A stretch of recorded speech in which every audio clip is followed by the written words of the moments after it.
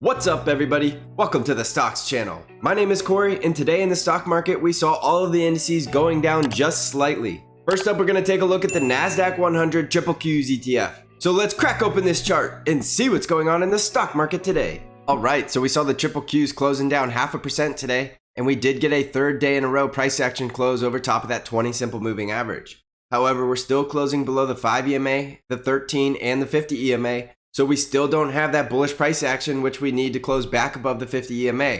There's no decisive trend for the bears or the bulls, and this market is still just chopping around, going sideways. You can see that we're stuck in this consolidation wedge where we're forming higher lows and lower highs. So when you get into a wedge scenario like this, you could break to the upside or the downside, and you just want to wait for the price action confirmation. A bullish break will look like a breakout to the upside, a retest of the breakout as support, and then we will continue to form a higher high. That will bring us up to the 324 critical resistance level, and above 324 we're going full bull on this market. Now on a bear breakout, we'll break out to the downside, retest the breakout as resistance, and then form a lower low. So in the bear breakout scenario, we're going to go full bear on the triple Qs below 307.60. So you still just have to be patient during this choppy market and wait for one of these confirmation breakouts in either direction. Remember to be flexible, and if the market breaks out to the bull side, you want to be bullish on this market, and if it breaks out to the bear side, you want to be bearish on this market. Right now, you're probably better off just being patient and waiting for that confirmation breakout. The critical support levels I want you to watch are at 310 and 307.60. And the critical resistance is the 50 EMA at 316 and then up here at 324.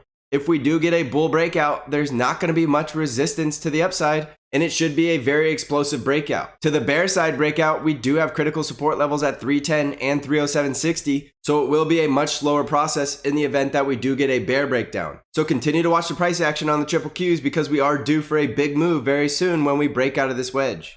On the S&P 500 SPY ETF, we went down about 0.25% today, and we're still closing over top of support at 394. We're closing above the 5 EMA, and all of the moving averages are still stacked to the bull side.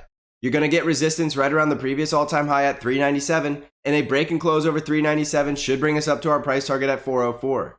Downside support is this 394 level, the 20 simple moving average at 390, and the 50 EMA at 386. In order to get bearish on SPY, we would need to break below 390 and then break below 386. So there's still a ton of support below for the bulls in the S&P 500. On the Dow Jones, we closed right on top of support at that 330 level, and we continue to close with bullish price action. We're on top of support above the 5 EMA, and we still have a bullish trend. Upside price target is still 336, which is our price target for the Dow Jones, and once we get to that level, we do want to get much more defensive on the Dow. Downside support is going to be 330. The 20 simple moving average at 324, and the 50 EMA is going to be all the way down here at 318. So there's plenty of support for the bulls to continue this bullish rally to new all-time highs on the Dow. On the Russell 2000, we closed in the green today, going up 1.68%, and we closed just barely above the 50 EMA.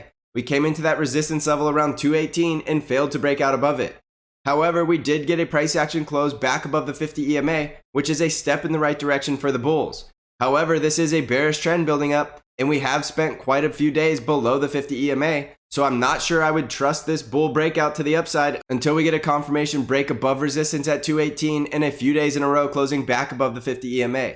Remember, there's a strong support level down here around 205, which it's very likely the Russell is still going down to that level to test it as support before it goes any higher. So downside support on the Russell is going to be 217.50 and the support trend line around 205. Upside resistance is 218, the 20 simple at 223, and then 227 above that. On the Arkk ETF, we finally saw a green day going up 2.92%, which is not that bad considering the NASDAQ 100 closed in the red. We're still finding resistance and closing below the 5 EMA, but we did find support at that support trend line around 109. Remember, if we break down below the trend line, support is going to be right around 105. We're going to come into resistance at the resistance trend line around 119, and the 20 simple is now at 120. The 50 EMA we need to break back above to get bullish is now sitting around 127. So Arkk is still in a bear trend with bearish price action, so don't get bullish on Arkk until we can reverse this bearish trend and get some bullish price action closes. On the VIX, which is our fear indicator, we closed lower today, closing below that $20 support level. This is bullish because the lower the VIX goes, that means there's less fear, and it means we're likely to go to new all-time highs. So the VIX is confirming that this is still a bull market as we continue to see the Dow Jones and the S&P 500 looking to head up to higher prices. If the VIX can close the gap at 18.2, that will be extremely bullish, and we're well on our way to doing that. As you can see, the VIX is definitely in a bear trend, and we continue to close below resistance and break down below support levels. So the VIX is heading lower, which is bullish for the stock market. On gold, we're back down at support at 1685, and if we break down below this, we could go much lower. However, if this is a strong support level and we do bounce off of here, this could be a good buying opportunity back up to the price target towards 1761. On silver, we already broke down below support and we're well on our way towards the next support level down around 2350. I'm looking for silver to try to hold up above that support level and then bounce and retest 25. This could be a nice trading opportunity coming up for silver. On Bitcoin, we're currently still in that bounce ever since we bounced off the 50 EMA support level. And right now we're testing that resistance level, which is right around 58,600. As you can tell, that resistance level is currently holding up, and Bitcoin does need to break above that level to go back into a bull market. You can see the bullish trend is picking up momentum, but the price action does need to confirm the bullish breakout by closing above this resistance. If Bitcoin fails to break out above resistance and then comes down and breaks down below the 50 EMA, we will get that Bitcoin correction that I was talking about in the Sunday episode. So be patient on Bitcoin and remember that there's very little upside reward for a huge potential downside risk. I don't suggest chasing Bitcoin, and I am not bullish on Bitcoin at these levels. On Amazon, we dropped about 0.66% and we're still holding up above support at 30.33. The next support level below that is still at 29.50, and upside resistance is going to be 30.90 and the 50 EMA right around 31.30. On Tesla, we went up about 4% today and we closed back above the 5 EMA and that support level above 618. We're still going to come into resistance around 650 and the 50 EMA at 690, with downside support now at 618 and down here at 550. Remember that Tesla is in a bearish trend with bearish price action,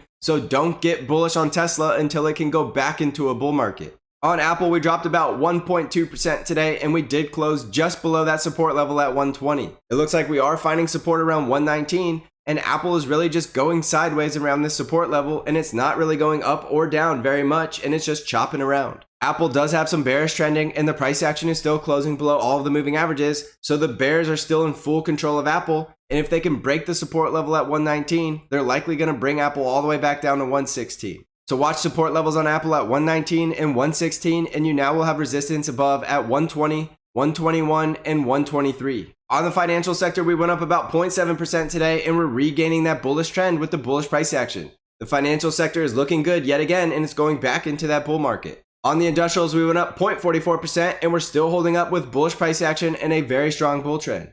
On energy, we dropped about 0.86% back below the moving averages, and we're still looking like we're going to retest support at the 50 EMA before we can go back into a bull market. On healthcare, we dropped 0.9% today, but we're still holding up above the 5 EMA with a bullish trend.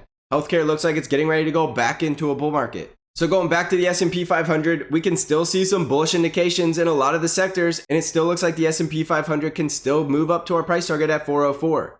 We see the VIX continuing to go lower, which means fear is leaving this market, and we're going into the month of April, which is usually a very bullish month for the stock market.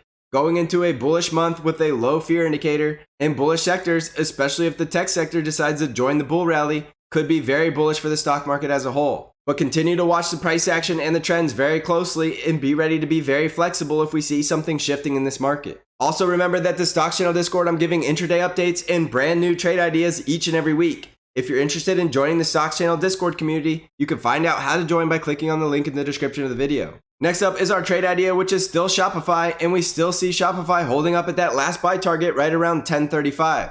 We had a very choppy day with Shopify, and we continue to chop around that support level, and our upside price targets are still at 1079, 1111, and 1134. Note that Shopify is in a bear trend, so if it does break down below support and closes below 1034, you will want to cut losses and move on from this trade idea. So thanks for watching, everybody. Remember to be patient and disciplined in this market. And as always, I will see you in the next episode.